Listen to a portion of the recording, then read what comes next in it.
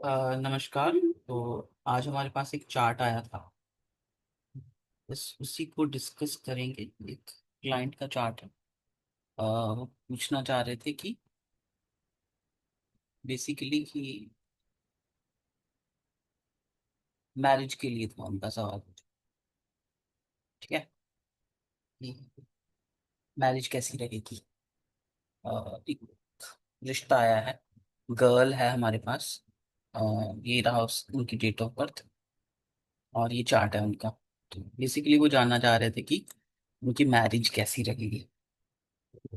Chart को अगर हम देखें तो यहाँ पर हमें केतु लगन में मिलता है। और देखिए चार्ट तो मेष लगन है हमारे पास कुंडली। ठीक है, मेष लगन है। हाँ, मेष लगन है कुंडली देखें तो लगन में केतु बैठा है। लग्नेश कहाँ बैठ गया? लग्नेश बैठा है चौथे भाव में। ठीक है, लग्नेश का चौथे भाव में बैठना कुछ खास इतना तो है नहीं। ठीक, लड़की कैसी होगी? ओपिनियनेटिव होगी, अपनी बात रखने वाली होगी, स्ट्रॉन्ग ओपिनियनेटिव, हेल्पफुल भी होगी। ठीक है ना।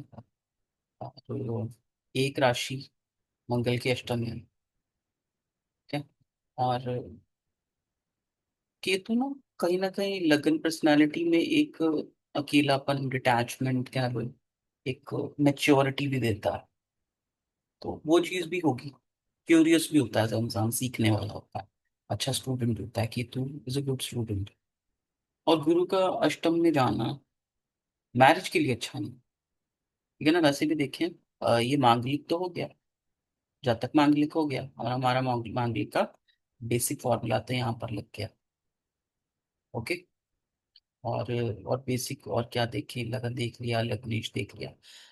चंद्रमा देखिए, देखो चंद्रमा इनका पीड़ित है। चंद्रमा कहाँ पर बैठ गया? शनि के साथ बैठ गया। और शनि की ही मूल त्रिकोण में बैठा। कहाँ कहाँ है? बुध और शुक्र के साथ। और इनका षडबल देखे, षडबल में भी चंद्रमा वीक है। षडबल में देखो गुरु भी वीक है। षडबल में शुक्र भी वीक है। मंगल देखो कितना बलवान है। तो ओवरऑल लड़की हौसले वाली होगी, जब तक हौसले वाला होगा अपना। सूर्य देखो अच्छा है, सपोर्ट फ्रॉम द गवर्नमेंट, सरकार, पिता से सही हो। तो वो चीजें होंगी। बुध होता है ओपिनियनेटिव, कम्युनिकेशंस अच्छे होंगे।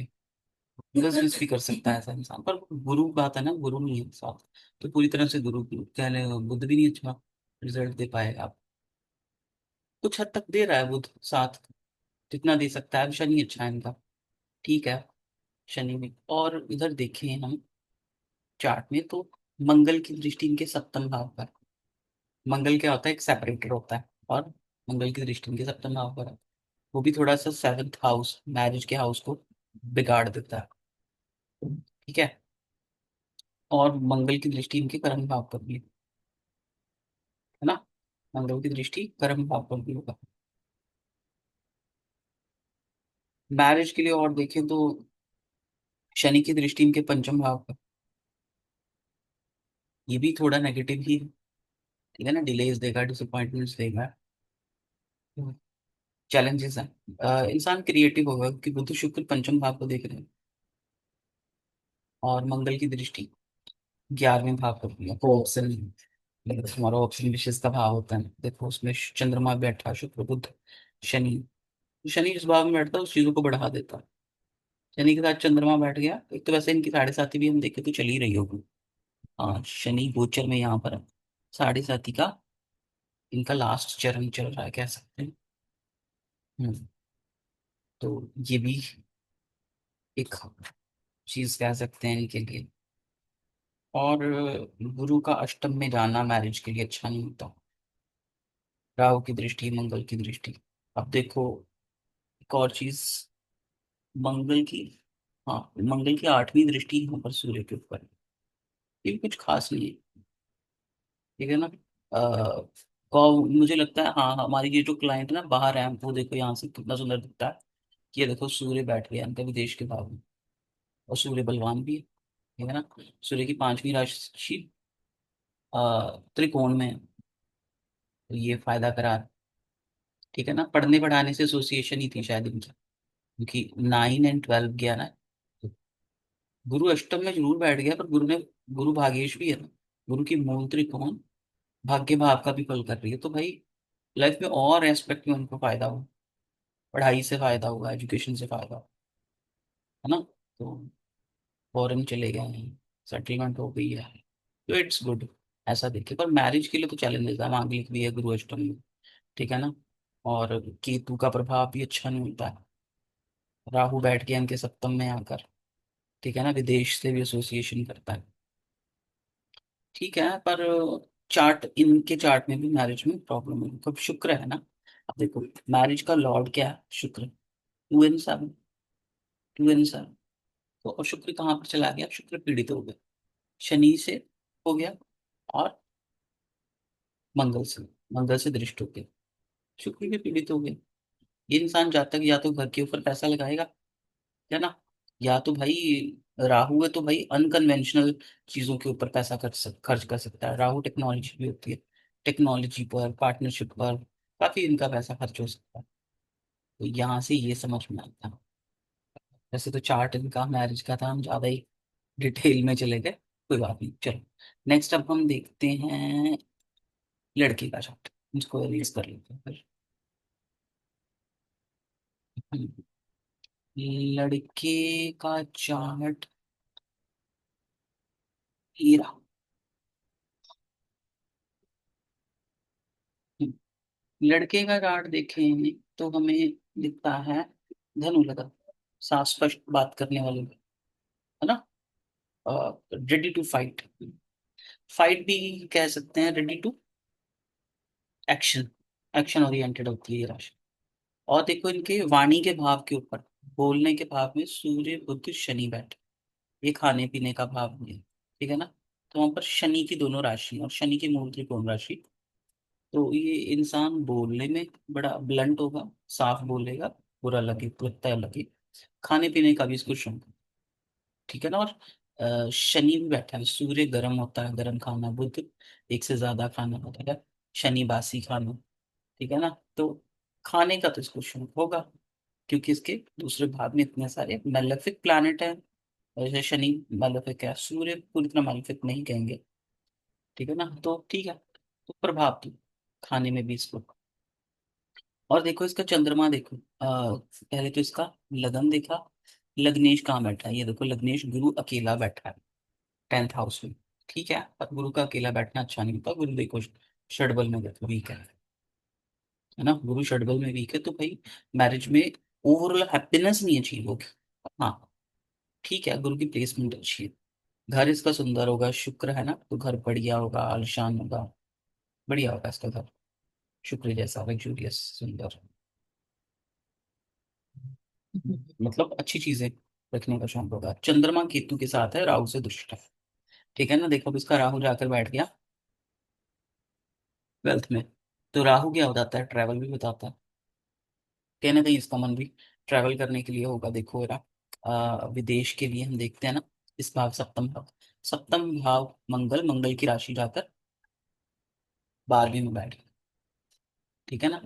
लगन देखा, लग्नेश देखा, अब कारक चंद्रमा देखा, चंद्रमा देखो, चंद्रमा एक तो चंद्रमा बैठ गया 6ठे भाव में, ठीक है ना। इसका बचपन में इसको सेहत के इश्यूज होते होंगे, ठीक है। और देखो चंद्रमा की राशि अष्टम का फल कर रही है, जब चंद्रमा की दशा आएगी, अंतर्दशा आएगी, तो इसके लिए काफी परेशान होगा इसकी मम्मा। हाँ, चंद्रमा नो डाउट इनका बलवान है, पर प्लेसमेंट बड़ी बुरी है, ठीक है ना। और अब इसका देखें मैरिज का भाव, तो उसमें मंगल बैठ गया, मंगल भी सेपरेटर होता है ना, मंगल सेपरेटर होता है, ये भी लड़का मांगलिक है, सेपरेटर है, तो देखो मंगल की दृष्टि यहाँ पर पड़ गई लगन पर, तो भाई ये गुस्सैल भी होगा, ठीक है ना, एंग्री बंदा हो, गुस्सा करे, ठीक है। और 1 2 3 4, तो इसके कुछ ना कुछ कर्म भाव में ना मंगल का जरूर प्रभाव होगा। मंगल कैसे होते हैं, टेक्निकल बंदे होते हैं, तो गुरु का भी होगा, पर मंगल का जरूर इसकी कुछ ना कुछ काम में प्रभाव होगा। मंगल की दृष्टि हो, देखो मंगल की दृष्टि इसके घर भाव पे होती है, मतलब इसकी जो भी वाइफ होगी ना, मान लो इसकी जो भी वाइफ है ना, इसकी जो भी वाइफ होगी, ये होगी इनकी वाइफ बुध, और बुध कहाँ पर जाकर बैठ गया, बुध बैठ गया यहाँ पर, है ना।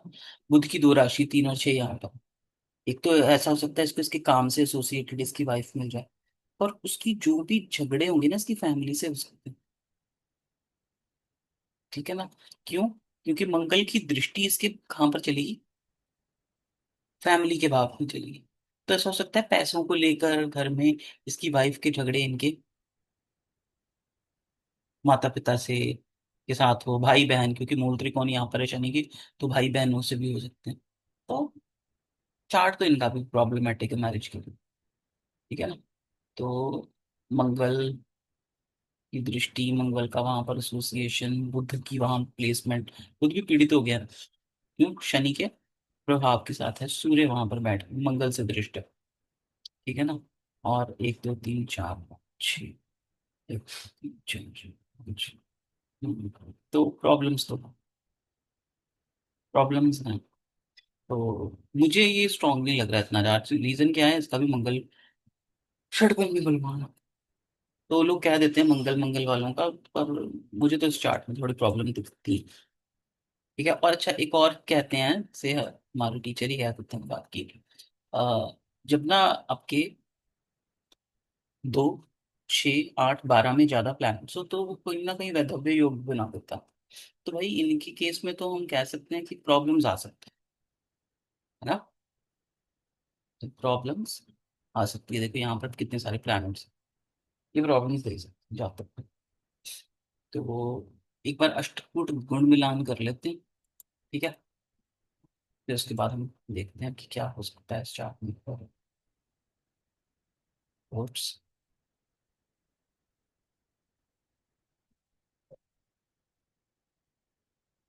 देखते हैं। ये रहा हमारे ग्रह का चार्ट, ये रहा हमारे ग्रह का चार्ट, तो हम देखें तो ये देखो ग्रह मैत्री इनकी 5 मिली, 5 में से 5। ओके, और भकूट कितना मिला, 7 मिला, 7 में से 7। तो ओवरऑल जब मैचिंग, तो यहाँ से तो मैचिंग हो गई है, पर लाइफ की जो मैचिंग है वो नहीं मैच कर रहा।